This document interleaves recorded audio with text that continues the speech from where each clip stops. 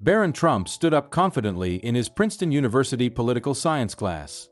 The 20-year-old, towering at 6 feet 8 inches over everyone in the room, flashed that familiar Trump smile. "Professor Martinez," he said with that inherited tone of authority in his voice, "having Congresswoman Jasmine Crockett here as today's guest speaker is interesting, because she represents exactly what's wrong with America's politics." The class fell into icy silence. Students looked at each other in shock. Some in the back rows started pulling out their phones, sensing something big was about to happen.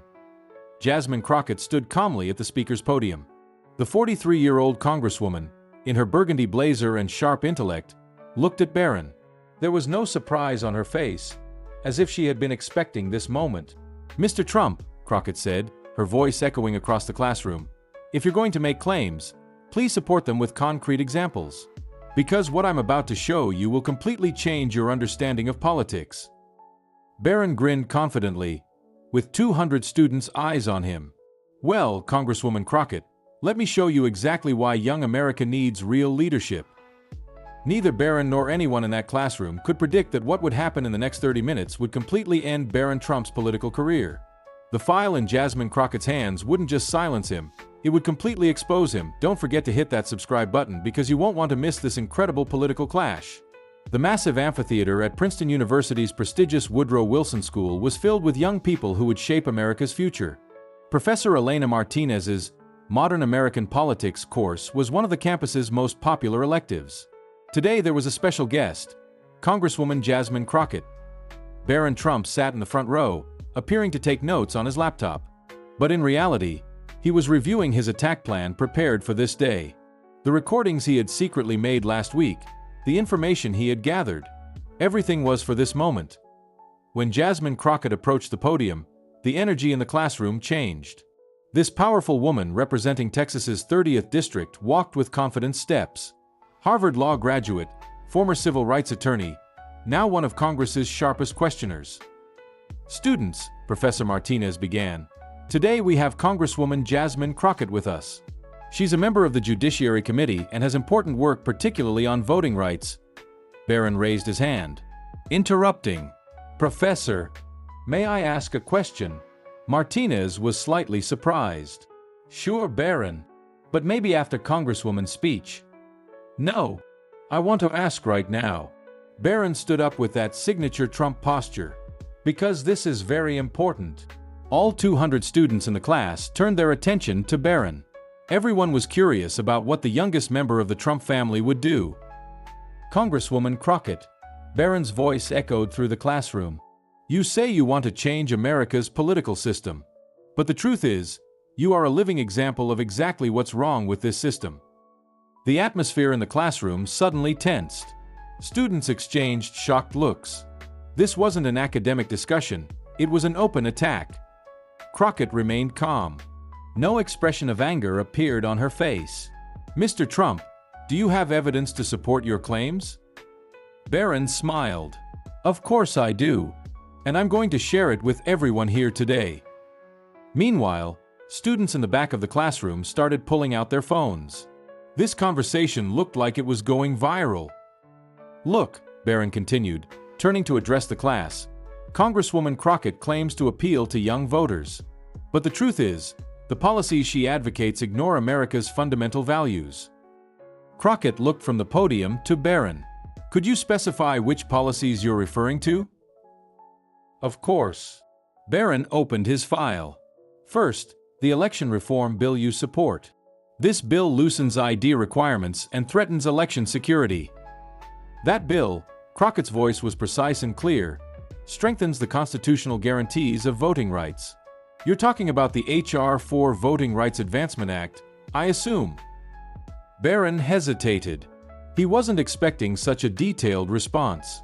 "Yes, that law." "That law," Crockett continued, "bears John Lewis's name and restores the weakened provisions of the 1965 Voting Rights Act. Mr. Trump, have you read the contents of this law?" Movement began in the classroom. It was obvious Barron had been caught unprepared. "Of course I read it." Barron went on the defensive. "And I think that law exceeds federal government authority." "Interesting." Crockett pulled out a paper from her file. Because you said different things at last week's Young Republicans meeting at Princeton. The silence in the classroom deepened. Barron's confidence began to crack. What do you mean? Crockett smiled. On October 17th, in your speech at the Princeton Young Republicans Club, and I'm quoting directly, voting rights are important, but we Republicans need to know how to handle this. Some of the reforms Democrats propose actually make sense, but we can't say this publicly. Barron's face went white.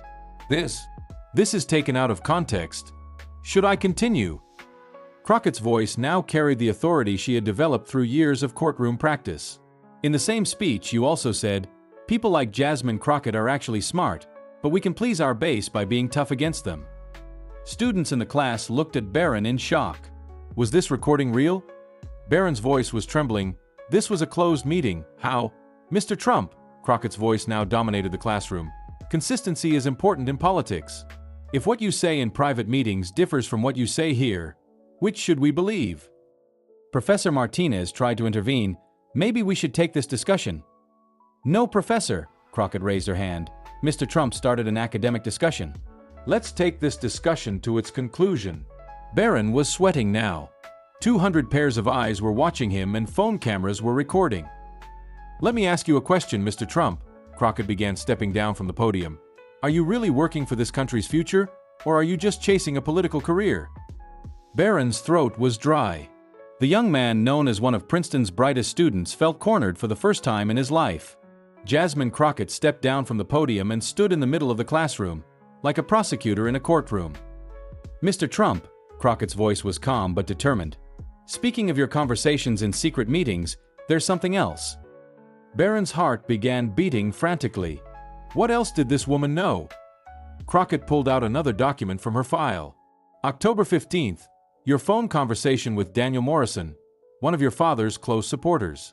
In this conversation, you said, some of the Democrats' arguments actually make sense, especially on climate change and health policies. But if I say this, Dad will kill me. Students in the class looked at each other. Was Barron Trump really saying such things? This is impossible, Barron began stuttering. How was this conversation? Should I continue? There was a spark in Crockett's eyes. In the same conversation, Jasmine Crockett is really a talented politician. Could I be like her? Barron's world was collapsing. How had this information reached Crockett? Barron Trump's throat was dry. The young man, known as one of Princeton's brightest students, felt cornered for the first time in his life. Jasmine Crockett stepped down from the podium and stood in the middle of the classroom, like a prosecutor in a courtroom. Mr. Trump, Crockett's voice was calm but determined. Speaking of your conversations in secret meetings, there's something else. Barron's heart began beating frantically. What else did this woman know? Crockett pulled out another document from her file. October 15th, your phone conversation with Daniel Morrison, one of your father's close supporters. In this conversation, you said, some of the Democrats' arguments actually make sense, especially on climate change and health policies. But if I say this, Dad will kill me. Students in the class looked at each other. Was Barron Trump really saying such things? This is impossible, Barron began stuttering. How was this conversation? Should I continue? There was a spark in Crockett's eyes. In the same conversation, Jasmine Crockett is really a talented politician. Could I be like her? Barron's world was collapsing. How had this information reached Crockett? Where did you get this information? Barron's voice was no longer confident. Crockett smiled.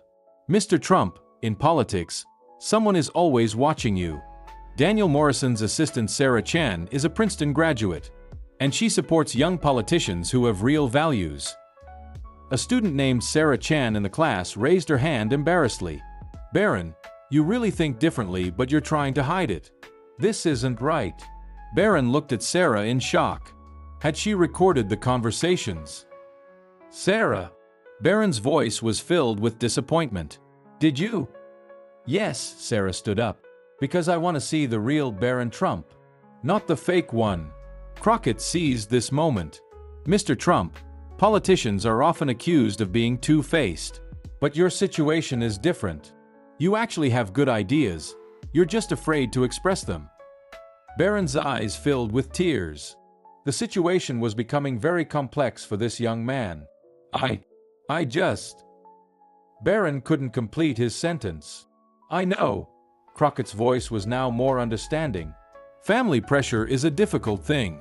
But Mr. Trump, your generation is America's future. And that future must be built on real values, not role-playing. Professor Martinez noticed this emotional moment. Maybe we should take a break. No, Barron raised his hand. I want to continue. Everyone in the class was surprised. Was Barron Trump surrendering? Congresswoman Crockett, Barron's voice was different now.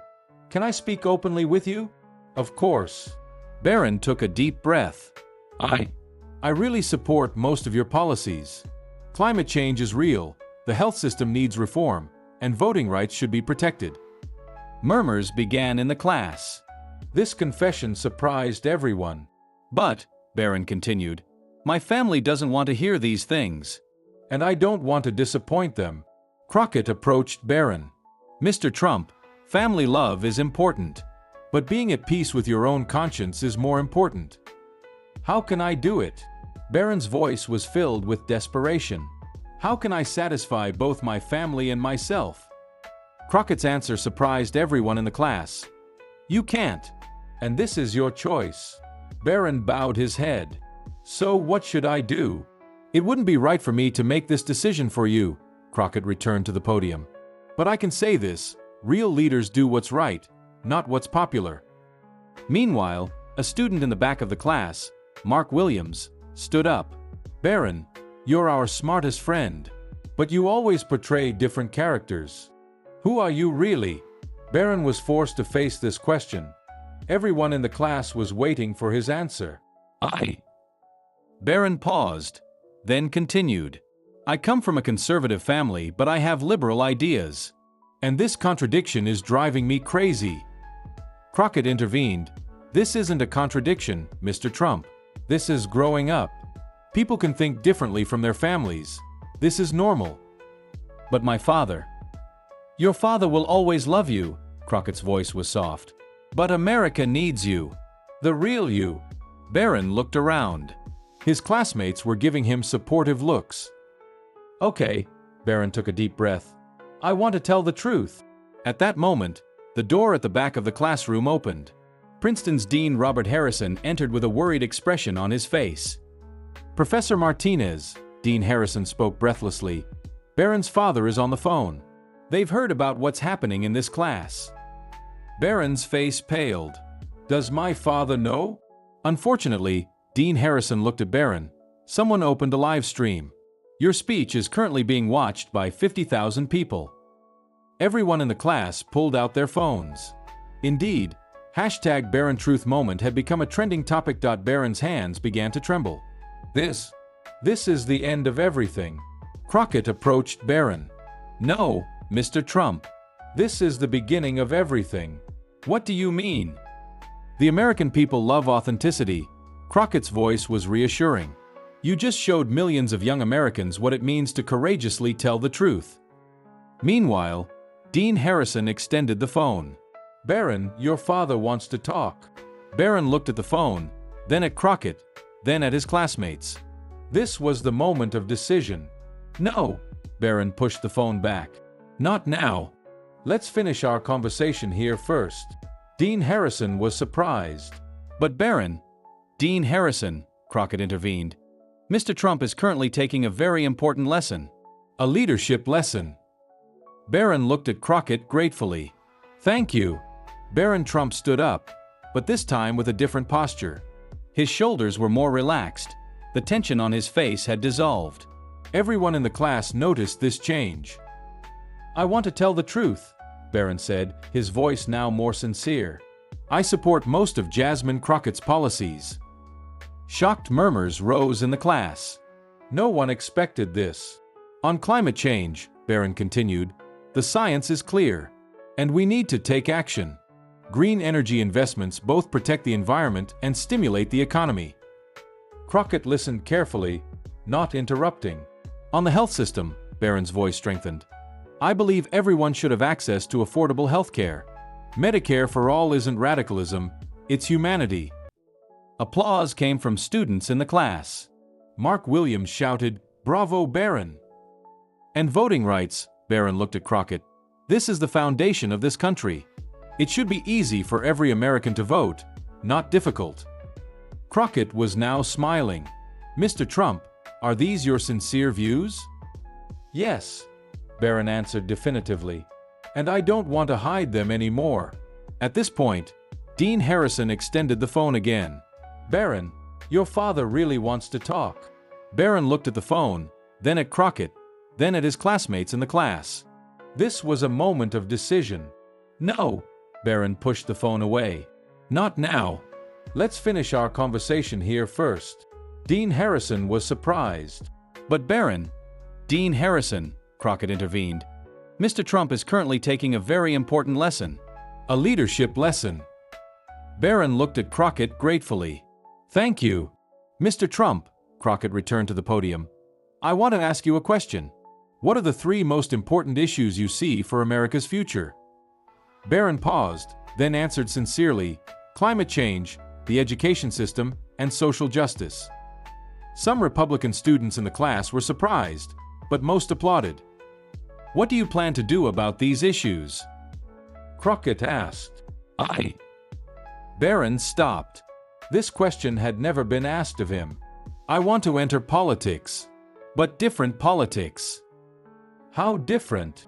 "Nonpartisan politics." Barron's eyes lit up. "Politics that unites people, doesn't divide them." Crockett smiled. "That's a very noble goal. But it won't be easy." "I know."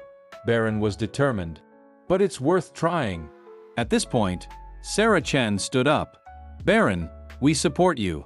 As the Princeton Student Union. Mark Williams also stood up. "It's nice to see the real Barron. We'd be proud of this Barron." One by one, all the students in the class began to stand up. The 200-person class was applauding Barron. Barron's eyes filled with tears. "Thank you." Crockett also began applauding. "Mr. Trump, congratulations. You just took a big step in political maturity." "Congresswoman Crockett," Barron spoke emotionally, "I apologize to you." I approached aggressively. "No apology necessary," Crockett smiled sincerely. "You're just in the process of finding yourself. This is normal." Dean Harrison was still watching in amazement. "Barron, you really need to talk to your father." Barron took a deep breath. "Okay, but I won't change my views." "Don't change them," Crockett advised. "Just explain them respectfully." Barron reached out to Crockett to shake hands. "Thank you for teaching me to be myself." Crockett shook his hand. "Thank you for giving me hope." The 24 hours after that historic class at Princeton completely changed Barron Trump's life. The hashtag #BarronTruthMoment hashtag had become a worldwide trending topic. The video had been watched 5 million times. Barron had had his difficult conversation with his father. Although Donald Trump was initially angry, he eventually appreciated his son's honesty. "At least you're not a coward," his father had said to CNN, MSNBC, and Fox News were lining up to interview Barron. But Barron had decided to be more careful. "For now, I'm talking to my friends at Princeton," he had said to the media. "I won't make big decisions hastily." In Jasmine Crockett's office, the phone never stopped ringing. Democrats were trying to convince Barron to switch parties, while Republicans were trying to control the damage. "This kid is real," Crockett had told her assistant. "He needs to find himself before getting involved in political games." A week later, Barron made an unexpected decision. He founded the Bipartisan Politics Club at Princeton. The goal was to seek solutions beyond partisan politics. 30 students attended the first meeting. There were both Democratic and Republican students. "Friends," Barron spoke as he opened the meeting, "our generation needs to do different politics. Not fighting politics, but solution-producing politics." Sarah Chen became the club's vice president.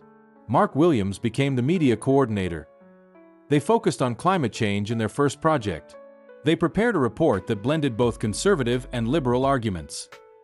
"Green technology both protects the environment and makes America a leader in technology," they had written in their report. This report received great attention in Washington. Jasmine Crockett made a statement of support for the report on social media.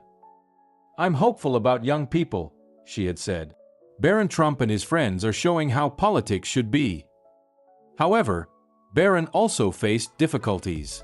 Some among family friends criticized him. "He's betraying the Trump family," some were saying. Despite these criticisms, Barron was determined. "I love my family, but I also love America," he had said in an interview at Princeton. Respect for Barron increased. His professors appreciated his honesty. "Barron is very good at political theory," Professor Martinez had said. "But most importantly, he has character." At the end of the semester, Barron made another surprising decision. He wanted to intern at Jasmine Crockett's office. "I'm curious," he had said when calling Crockett. "What would I learn if I worked in a Democratic office?" Crockett had accepted this offer. "Of course. But be ready to work hard." The news that Barron would work in a Democratic office had a bombshell effect in the media. "Someone from the Trump family is working with Democrats," CNN had headlined. Fox News approached critically, "Young Trump is confused." Barron had responded to these criticisms. "I'm not taking sides.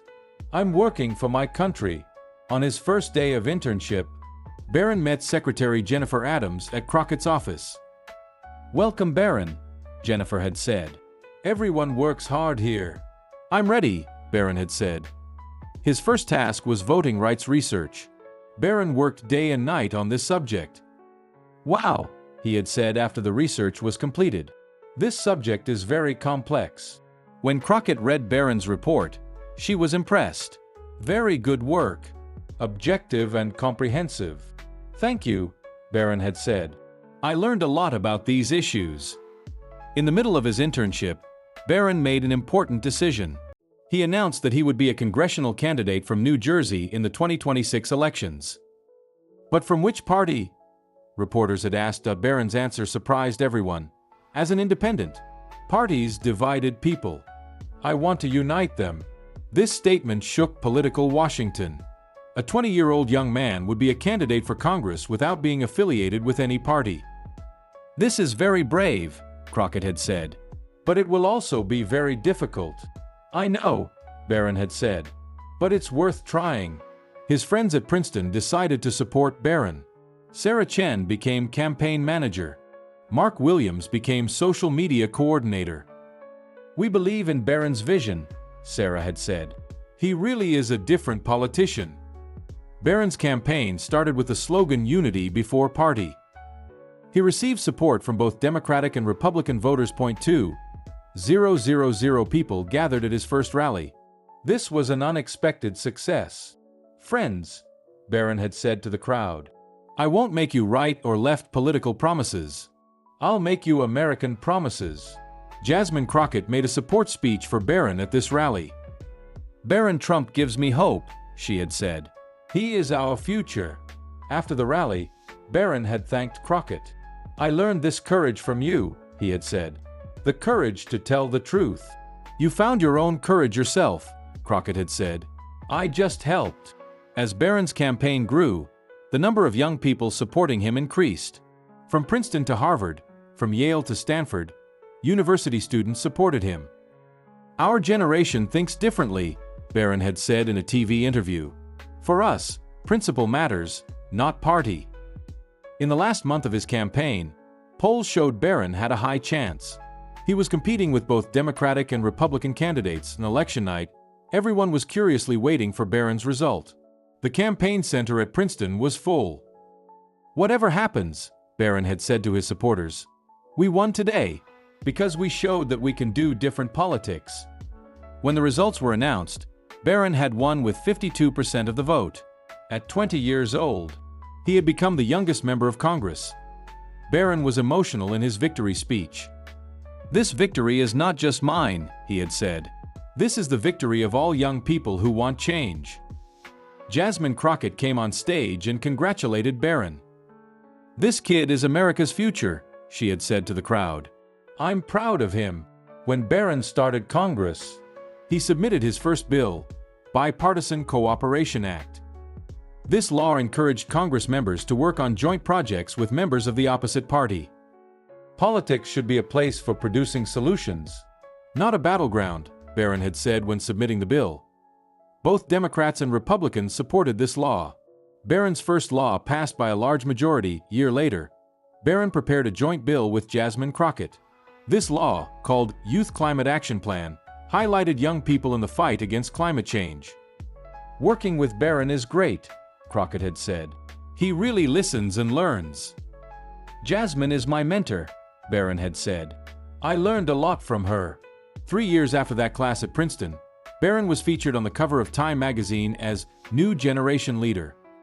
The cover story read, "Barron Trump is breaking away from his family's political legacy and charting his own path. He represents America's hope." Barron never forgot that he owed these successes to Jasmine Crockett. "That day at Princeton," he had said in an interview, "Jasmine gave me the greatest gift, the courage to be myself." Crockett was happy to watch Barron's development. "Sometimes people just need the right question at the right time," she had said. Barron took that question and changed his life. And so the story that began in that classroom at Princeton opened a new page in American politics. Barron Trump broke away from his own family's legacy and became a unifying leader. This story showed that everyone can change and that real courage is doing what's right, not what's popular. Finally, don't forget to hit that subscribe button so you don't miss these incredible political transformations.